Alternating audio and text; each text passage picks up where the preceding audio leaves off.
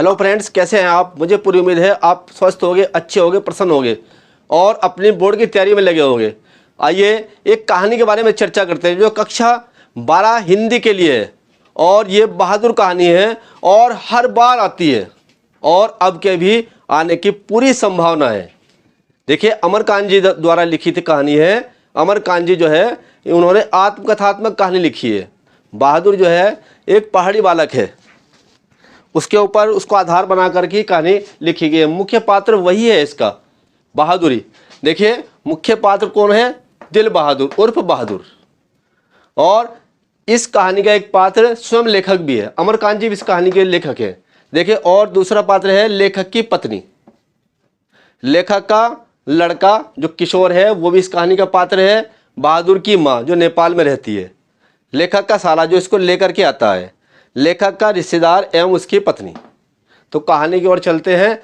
बहादुर जो है नेपाल का पहाड़ी बालक है, नेपाल के किसी गांव में रहता है, अपनी माँ के पास रहता है। इसका पिता जो है युद्ध में मारे जा चुके हैं और यह अपनी माँ के पास रहता है। इसकी माँ ने एक भैंस पाल रखी थी जिसको इसकी माँ बहुत प्यार करती है।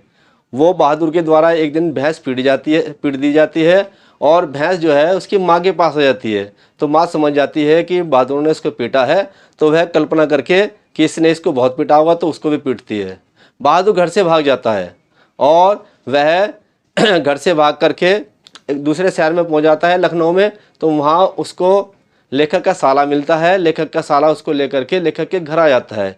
लेखक को नौकर की तलाश थी तो उसको वो जो है बहादुर को घरेलू नौकर के रूम में रख लेते हैं। तब उसके साथ में क्या जातियाँ की जाती है, किस तरह असभ्यता का व्यवहार किया जाता है, मध्यम वर्गीय परिवार में किस प्रकार से उसके साथ कठोरता का, छोटे 12-13 वर्षीय बालक के साथ में कितनी कठोरता का व्यवहार किया जाता है, इसी कहानी को इसमें दिखाया गया है। देखिए आगे चलते हैं। तो लेखक की जो पत्नी है निर्मला, लेखक की पत्नी है निर्मला। तो निर्मला जब ये नौकर आता है तो अपने मोहल्ले में जाकर के बहुत बड़ाई मारती है और नौकर को रखना अपनी शान समझती है। अपनी सहेलियों, अपनी पड़ोसियों के सामने बहुत पहले तो उसकी बड़ाई करती है और बाद में महिलाओं के द्वारा चढ़ाए जाने पर वह उसके साथ में दुर्व्यवहार करती है। पहले उसके लिए रोटियां बनाती है, फिर बाद में उससे रोटियां खुद बनवाती है। बहादुर बहुत ही हंसमुख स्वभाव का बालक है और वह पहले रोटी बनाने से मना कर देता है परंतु बाद में रोटियां बनाता है। तो लेखक का लड़का है किशोर, बहुत ही बदतमीज स्वभाव का है और बहुत ही शान शौकत रोब दाब से रहने वाला है। अपने सारे काम जो है वो बहादुर को सौंप के रखता है और छोटी छोटी सी गलती पर उसे बहुत मारता है, पीटता है। बहादुर मार पीट होने के पश्चात एक कोने में खड़ा हो जाता है और थोड़ी देर के पश्चात फिर से वह हंसने लगता है और सारे कार्य करने लगता है। तो एक दिन छोटी सी गलती के कारण उसको पहले मारा पीटा जाता है किशोर के द्वारा, फिर उसको सुअर का बच्चा कह दिया जाता है। तो इससे उसका स्वाभिमान जाग उठता है और वह किशोर के कार्यों को करने से मना कर देता है। लेखक जो है जब उससे पूछता है तो वो कहता है कि उसने मेरे बाप को बीच में लाके खड़ा क्यों किया, मुझे सुअर का बच्चा क्यों कहा। तो इस प्रकार से देखिए, अब जो है लेखक का रिश्तेदार एवं उसकी पत्नी का आना। एक दिन क्या होता है कि रविवार का दिन था और लेखक के घर उसके रिश्तेदार और उसकी पत्नी साथ में आते हैं और चाय नाश्ते करने के पश्चात वह जो है थोड़ी देर बैठते हैं और खाट के नीचे झांक के देखने लगते हैं। जब निर्मला उससे पूछती है तो क्या देख रहे हो, कहने हमने 11 रुपये यहाँ रखे थे और वो मिल नहीं रहे, किसी ने उठा लिए। बहादुर पे शक किया जाता है, उससे बार बार पूछा जाता है परंतु वह बार बार एक ही उत्तर देता है कि मैंने 1 रुपया भी नहीं लिया। उसको मारा पीटा जाता है और पुलिस में पकड़वाने की धमकी दी जाती है। अंत में लेखक भी उससे पूछता है और हद हो जाती है कि लेखक भी उसको जो है पीट देता है। अब यही काम रोज का रह गया था कि लेखक के जो जितना भी उनके परिवारजन थे उसके साथ में कुत्ते जैसा व्यवहार करते हैं। लेखक खुद जो है उसे मारता पीटता है। इस प्रकार से बहादुर जो है पहले प्रसन्न रहता था, प्रसन्न रहते हुए कार्य करता था। अब जो है परिवारजनों के द्वारा उसके साथ में कटुतापूर्वक व्यवहार किया जाता है। इससे वह क्षुब्ध रहने लगता है, बहुत खिन्न रहने लगता है। एक दिन एक और घटना होती है कि घटना क्या होती है, बहादुर एक सिल को ले जाता है, वो सिल रास्ते में गिर के टूट जाती है, उसके 2 टुकड़े हो जाते हैं। तो बहादुर सोचता है कि जैसे जो है मुझे पहले मारे पिटा गया था, शायद जो है मुझे सिल के टूटने पर बार बार मारा पिटा जाएगा। तो इस बहादुर जो है अपनी सारी तनख्वाह वहीं छोड़ करके और सारे कपड़े लत्ते जितने भी थे सारा सामान छोड़ करके वहाँ से जो है भाग जाता है। तब लेखक घर आता है, देखता है बर्तन ऐसे ही पड़े हैं। तब वह अपनी पत्नी से चर्चा करता है कि जो है बहादुर कहाँ है। कहती है बहादुर भाग गया है। वह अपनी पत्नी से पूछता है कि क्या उसने वास्तव में रुपए उठाए, तो कहने लगी कि हमारे रिश्तेदार तो ऐसे ही हैं, वैसे ही कह देते हैं। तब लेखक को अपनी गलती का एहसास होता है, घर वालों को सभी को अपनी गलती का एहसास होता है और वो जो है पश्चाताप करते हैं। देखिए ये पॉइंट मैंने लिखे हैं कुछ, ये मुख्य पात्र हैं। दिल बहादुर उर्फ बहादुर, इसके जो लेखक की पत्नी है उसको पहले दिल बहादुर कहती है, उसके बाद वह दिल उसके नाम से हटा देती है, फिर उसको केवल बहादुर कहना शुरू कर देती है। और जो स्वयं लेखक जिन्होंने कहानी लिखी है अमरकांत जी है, उस घर के मालिक हैं।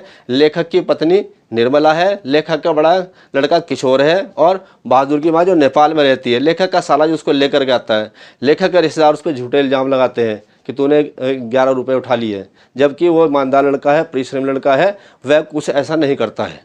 तो इस प्रकार से जो परिश्रमी है, भोला और निश्चल, देखिए नेपाली बालक है, बहुत ही भोला है और निश्चल है, किसी प्रकार का कोई इसके अंदर कपट नहीं है, हंसमुख और मधुरभाषी। बार बार उसे पीटे जाने के पश्चात भी वह थोड़ी देर के लिए तो दुखी होता है, परंतु फिर से अपने कार्य में लग जाता है। ईमानदार और निष्कपट, उसके मन के अंदर किसी प्रकार का कोई कपट नहीं है, ईमानदार है, उसने पैसे नहीं उठाए थे। प्रेम का भूखा, पहले देखो उसकी माँ पीटती है, माँ से प्रेम नहीं मिलता, फिर जहाँ जिस घर में आता है उनके घर वालों से उसे प्यार नहीं मिलता, उनके द्वारा भी उसको दुत्कारा जाता है, मारा पिटा जाता है, तो वह जो है भागता रहता है बेचारा बालक। सहनशील और स्वाभिमानी, स्वाभिमानी है, सहनशील है, इतनी मार खाने के पश्चात भी वो है चुपचाप खड़ा हो जाता है। और जब उसके बाद उसके पिता के बारे में स्वर्ग का बच्चा कहा जाता है तो उसका स्वाभिमान जाग उठता है और वो उसका विरोध करने लगता है। मातृपितृ भक्त, वह मातृपितृ भक्त है। जब निर्मला कहती है तो अपनी माता के पास में तनख्वाह क्यों भेज रहा है, तो वह कहता है माता पिता का जो कर्ज है वह तो जीवन भर उतारना पड़ता है। देखें व्यवहार कुशल, वह मोहल्ले के बच्चों से भी बहुत घुल मिल के रहता है, परिवार के सभी सदस्यों से जो है उसका अच्छा व्यवहार है। अमरकांत जी ने देखिए ये आत्मकथात्मक शैली में लिखा है इसका। इस कहानी का मुख्य उद्देश्य संदेश यह है कि मानवीय सहानुभूति से वर्ग भेद मिट सकता है।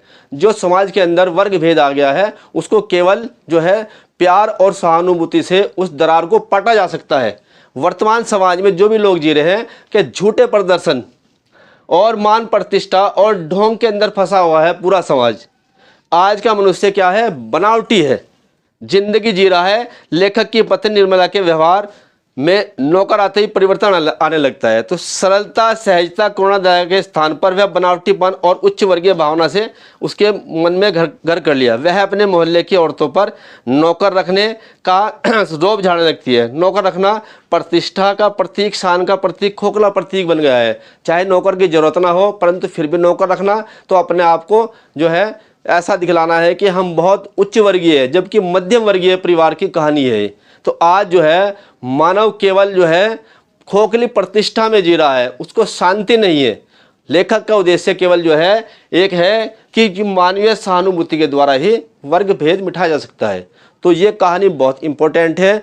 PDF में भी ये कहानी हम भेज देंगे और हिंदी के पेपर के लिए मैंने जो है टाइम मैनेजमेंट की एक वीडियो बनाई हुई है। बच्चे कहते हैं कि हमारा पेपर पूरा सॉल्व नहीं होता सर, तो मैंने उसमें टाइम को डिवाइड किया हुआ है। आप उस वीडियो को भी देख लें, आपका हिंदी का पेपर पूरा सॉल्व हो जाएगा 100%। अगर आपको वीडियो पसंद आए तो लाइक कीजिए और चैनल को सब्सक्राइब कीजिए, अपने दोस्तों से शेयर भी अवश्य करें। जल्दी आपको दूसरे सब्जेक्टों की वीडियो भी जल्दी उपलब्ध करा दी जाएगी। जो आप कमेंट कर रहे हैं मैं उसको पढ़ रहा भी हूँ, थोड़ा सा समय मिलेगा मैं सारी वीडियो भेज दूँगा। धन्यवाद।